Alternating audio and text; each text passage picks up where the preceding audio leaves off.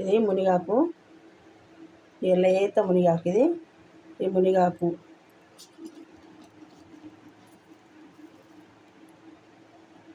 కొంచెం పుదీనా,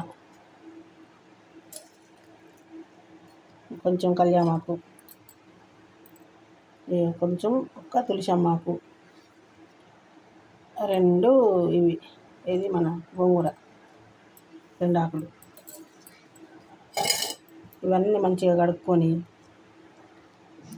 1 గ్లాసుడు నీళ్ళు, ఏమిటికంటే గ్లాసు నీళ్ళు పోసిన కదా, ఈ నీళ్ళు సగం గ్లాసు కావాలి. ఈ నీళ్ళు ఇవన్నీ మంచిగా కడుక్కొని ఈ నీళ్ళల్లో వేసుకొని మరగబెట్టుకుందాం. ఇది ఎందుకంటే షుగర్ ఉన్న వాళ్ళకు, బీపీ ఉన్న వాళ్ళకు మొత్తం కంట్రోల్ అవుతుంది.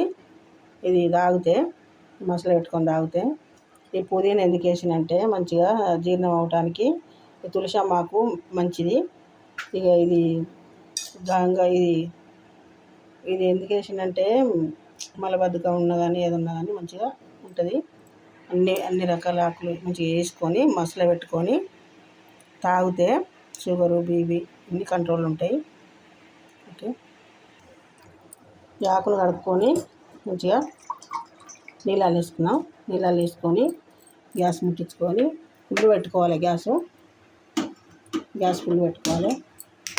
ఫుల్ పెట్టుకొని మూత పెట్టుకోవాలి. దాని మీద మూత పెట్టుకుంటే అందులోనే మసులుతాయి నీళ్ళు మంచిగా. ఈ నీళ్ళు ఇట్లా మసిలి గిన్నె కావాలి. చిన్న గ్లాసులో సగం అవుతాయి.